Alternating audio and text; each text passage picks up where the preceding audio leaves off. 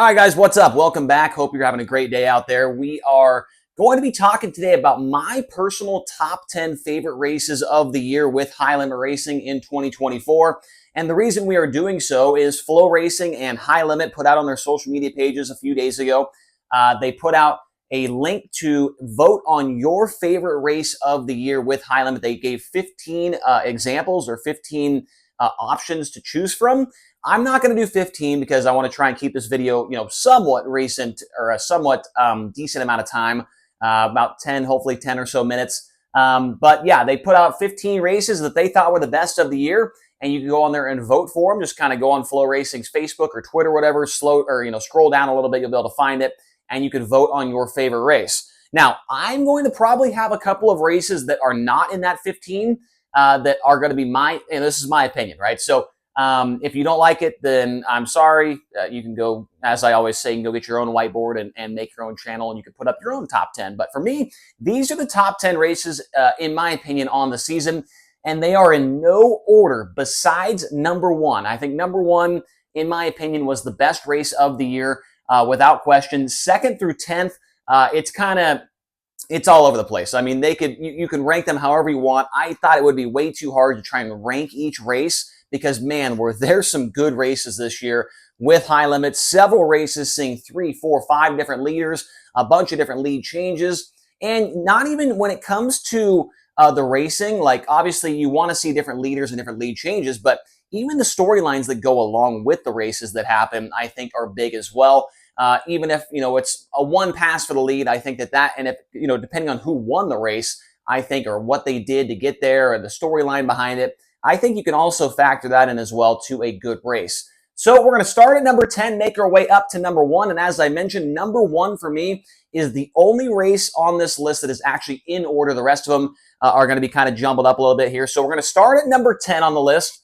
And you can see here that Corey Day was the winner. And it happened relatively early on in the season. It was his first win of the year. And I feel like this race is kind of being slept on a little bit.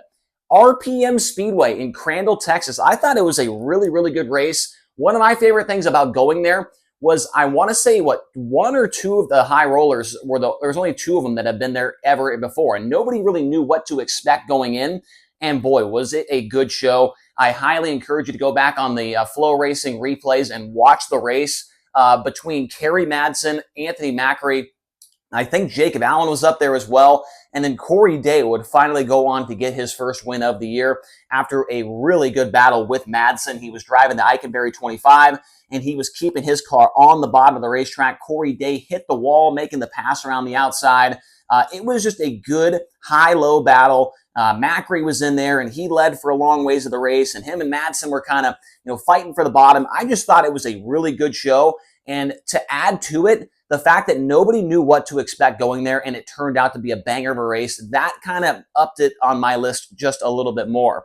Number 9 on the list, you can see that Tyler Courtney was the winner, and for good reason. This one makes the list. I mean, this was so cool. Lucas Oil Speedway for the first night of the Diamond Class. Remember, the second night got rained out, and going into Lucas Oil, we hadn't seen a 410 National Touring race there in a long, long time.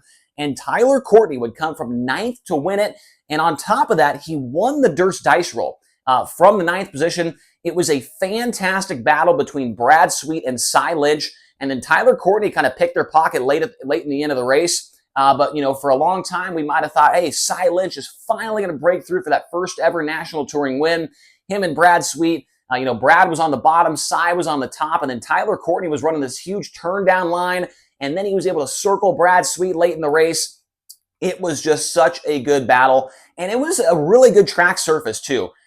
For me, like, one of the main things to have a good sprint car race, which this could be a video for another day, something to have a good sprint car race is you got to have 2 lanes. The track's got to slow down a little bit. But they had the prep perfect there for Lucas Oil that night. And Tyler Courtney made the topside work and would win it from 9th and get the Durst Dice Roll for $9,000. Now, moving on to number 8 on my list, and one that I don't remember being on the Flow Racing list, and it could be, maybe people, I don't remember that race being that good, but if you go back and watch Douglas County, I mean, this was a hell of a show. And the cool thing was, it was the first national touring race in the state of Oregon in like 5 or 6 years. And there was 72 million people there in the grandstands. And it was awesome to see Tanner Holmes. I almost fell over right there. I've been having a little bit too much of Starbucks here, and I might be feeling the effects of that. But it was cool to see Tanner Holmes be on the podium in front of his home crowd. The crowd was rowdy. They were getting into it. And the battle between McFadden and Justin Sanders was really fun to watch. You had Sanders, another guy trying to get that first national touring win. He came up one spot short. But Douglas County, I really, really hope, I'm praying to the high limit racing schedule gods that it is back on the schedule next year, because I think it was a good race. But the track, I feel like if we would have started the race at the end, like when the checkered flew, if we would have ran another 30 laps, it would have been even better than the first race, because the track was just getting good. It was just starting to slow down a little bit, but it still was a really, really good back and forth battle between Justin Sanders and James McFadden. You throw in the fact that Holmes and Sanders are both looking for that first national touring win. It had the storyline behind it. It had a good battle. The track was like kind of fast. It was kind of hooked up. They're kind of pulling wheelies, left fronts off the ground. There's a little bit of a rut going into turn one. So it had all the things you want to see with a good sprint car race. So Douglas County, for me, with all those factors in there, makes my top 10 at number 8. And like I said, it's not in any particular order. Now, number 7, and you could see this one is won by a guy that is not a high roller. This race, honestly, if I was doing this in order, it would be number 2 on the list. This race was unbelievable. The Elora Speedway, for the first feature of the Double Down Duels, Logan Schuchart, Justin Peck, Donnie Schatz, Brad Sweet, Garrett Williamson. It was a 4 or 5 car battle the entire way. Donnie Schatz came from 203rd to finish second and barely lost at the line in that Double Down Duels feature. Brad Sweet and Justin Peck slid each other 23 times. Peck took the lead a couple of times, but Schuchart would hold strong. But Donnie Schatz coming on late in that race made it so exciting. The Double Down Duels at Eldora, like I said, if this was in any particular order, it would 100% be number 2 on the list. The way they were racing at Eldora, you are not supposed to race like that at a half mile, and those guys put on one hell of a show. And so the Double Down Duel feature number 1 is on this list here for Elora Speedway, and Logan Schuchart was the winner. I highly encourage you all, after this video, to go watch that race, because I forgot how good it was until I went back and watched the replay just a moment ago preparing for this video. Number 6 on my list here, you'll see that Brent Marks was the winner of this one. And with some late race shenanigans going on, Grandview Speedway is going to make the list there for the Midweek Money Series. I can't remember who all was involved in the race lead, but Tyler Courtney was definitely a guy that was up there. And then, the track was really good for the first, I can't remember if it was a 35 or a 30 lapper, but for the first 3 quarters of the race, the track was super good. It was racy, it was wide, it was, 2 lanes, bottom, top. But then late in the race, it kind of started being bottom dominant. And then if you remember correctly, on the final lap, Tyler Courtney is behind a lap car, and he goes to the top in turn 1. And one of my, something I said that I regret to this day was, what is Sunshine doing? He goes to the top when it's like basically rubber around the bottom, and Marks goes by, takes the lead on the backstretch, and he goes on to win. There was like 4 or 5 different lead changes, a couple of different leaders in this one. Grandview Speedway never ceases to put on a great sprint car race, and they make my top 10 here, with Brent Marks getting the, $25,000 win that night over at Grandview.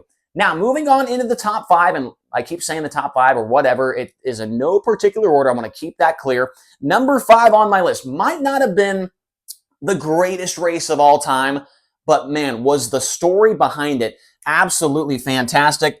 And you'll see here that it is Tanner Thorson was the winner, so you could probably, by process of elimination, you could probably tell who or what track it was. And it was Silver Dollar Speedway during night 2 of the Gold Cup prelims. Tanner Thorson getting by a guy that he raced against for years and years and years to win his first race with High Limit Racing. I'm talking about Rico Abreu, that is. Abreu, his car was just not the best, and Tanner Thorson all year long have been, fighting and scratching and clawing, trying to get that first win. He'd been on the podium a couple of times. He comes back to the Gold Cup for the first time in 5 or 6 years with, he hadn't been there in a long time. He hadn't won a race, and he comes in there, runs a 30-lap non-stopper, by the way, which makes it even more fun to watch.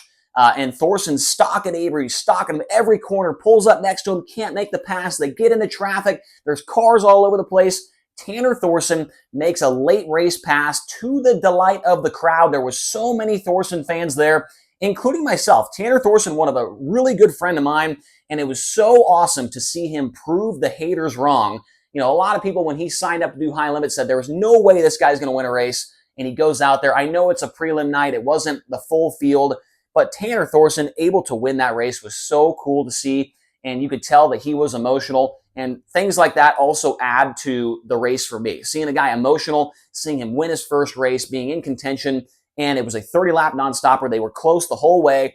James McFadden came in late, made it a 3-car battle. Tanner Thorson was the winner. I've got it at number 5 on my list for the 2024 season with High Limit. Now, number 4, right?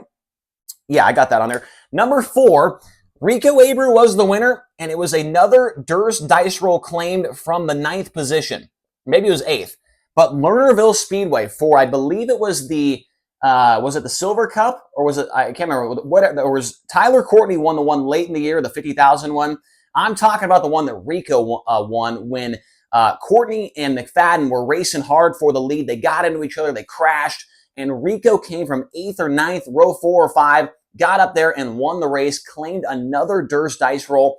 And Lernerville, in my opinion, if I was to make a racetrack today, and I was looking at other tracks around the country of what I wanted to model it after, I honestly think Lernerville would be the track that I would want to model my racetrack after. When they get that place right, it is so wide. You got no wall to lean on. You got to be super careful on the cushion. You got a bottom where you got to really slow down to hit it right. And I thought the track was perfect that night. You had the drama of McFadden and Courtney getting together and crashing each other. And then you had Rico coming from pretty far back in the field to get the win. I thought Lernerville, race number 1, I want to say it was the Silver Cup, was a pretty big deal there for Rico. And it was fun to see that happen. And then Rico would go on to have a really good California swing right after we were done with that one. Now, moving on to number 3. Let me get this, whatever that is, off the board there. Number 3 on the list. Speaking of California, I did not make this happen on purpose, but Kyle Larson was the winner at Tulsa's Thunderbowl Raceway when we raced on a Thursday night in front of a huge, huge crowd. And Kyle Larson had a fantastic battle with Brad Sweet. You had Dylan Bloomfield, the drama there with Bloomfield getting into it with Rico and flipping over. And Rico, he got into it and he was in the mix for the win. And Tyler Courtney was in there and Cole Macedo was in there. McFadden was in there. He hit the tractor tire, tipped up on the right rear, somehow brought it back down on all fours. Tulare was really good. I know it took rubber kind of late in the race, but you have to kind of take into account what happened before that. The rubber came very late in that one, I want to say. But Kyle Larson, he was putting on a show, and it was cool to see him come back to a place that he loves so much and put on a really good race in front of a sold-out crowd. And so Tulare, I feel like you had to have that one on the list. The track was perfect. You had a great battle. Larson didn't lead all the laps. Brad Sweet led a ton of the laps. And then, what the fun thing was, you were seeing guys, they would run the bottom for a long time. Then they'd be like, man, I don't think I'm good down there. They'd go to the top. They would move their car around. And that's another thing for sprint car racing that I love to see is guys not sure which line that they need to be running, especially when they're out front. And we definitely had that at Tulare that night on a Thursday. Now, number 2 on the list, and you got to have this one on there. I feel like if anybody makes a top 10 list, this race has got to be on there. And it is Lake Ozark for the Midweek Money Series. When Corey Day literally did not even qualify, he broke in qualifying or in hot laps, whatever it was, didn't get a qualifying lap, and drove from 15th to the win after a good battle with Cole Macedo, and I think Spencer Baston was up there, Justin Peck, Brad Sweet, and Corey Day would get the win from 15th, the farthest starting back winner of the year with High Limit.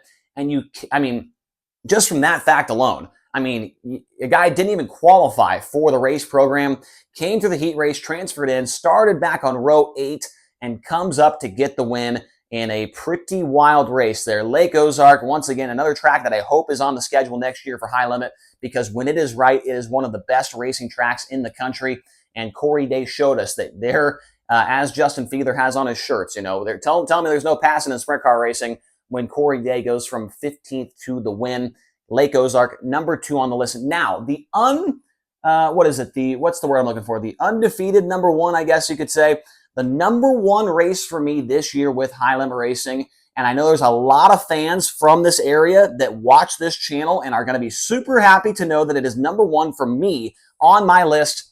It is going to be Butler, where James McFadden would get a win over a photo finish between himself and Brad Sweet. Butler, and to be completely honest with you, Butler, the way the track was that night, it was dirty. It wasn't really slick. It was like, I mean, you were on the gas the entire way. There was no lifting, it seemed like, from these guys, through traffic, all the stuff. Butler was such a good race. You cap it off with a photo finish between Brad Sweet and James McFadden. I want to say McFadden led every lap, which to me, I feel like that doesn't usually constitute a good race. But McFadden was under fire, under duress, was under attack the entire race from Brad Sweet, and I think Justin Peck was up there, a couple of other guys. And I thought that Butler was such a fantastic display of sprint car racing. I want to say there was only one yellow. The traffic was all over the track. These guys had to make quick moves through the traffic. And the way that the surface was, it was just so, it's just not something that I would particularly classify as a surface that would put on a good show. But I think it just also goes to show that sprint car racing can put on a good race with about any given surface. Obviously rubber is tough to have a good race surface on, but even when it's hooked up and it's fast and it's dirty and these guys are, doing wheel stands off the corners and stuff, and they're picking up the left front in the air, that's not typically a surface that I would, think of, oh man, that's going to be a good surface for a race. But man, did they prove me wrong that night. And Butler Motor Speedway, for me, is number 1 on the list, top 10 best race of the year with high limit racing. Now I want to turn it over to you guys. What do you think? What was your top 10, or maybe what was your top 5 races of the year? I'm sure people are going to say, well, where's Eagle at? Where's Eagle at? Eagle may have had the best 5 laps of the season, but it took rubber with like 10 laps to go, and it was kind of, I don't know, single file towards the end. I know the middle part of the race maybe was going to be race of the year, but it did not hold up throughout the whole thing. So Eagle misses it for me. What was another one that kind of missed it? Yeah, East Bay, the first race at East Bay was actually really, really good. I know I'm missing a couple of more in there. I thought Lawrenceburg was a good race. There was so many good races this year. I was telling somebody, midway through the year, I was like, dude, I can't remember the last time we had a bad race. And I will admit to you, even though I work for High Limit, I will tell you how that was a bad race, right? I will say it. I'm not afraid to say it. But there was, throughout the middle portion of the season, we were having bangers every night. I mean, it was crazy. And so here are my top 10. Hopefully you guys enjoyed this video. I want to hear your thoughts down in the comment section below. Which race should have I had on there? Which one should I take off? You guys let me know your thoughts. Also hit the subscribe button, hit the like button, and we'll talk to you guys again here very soon. Thanks.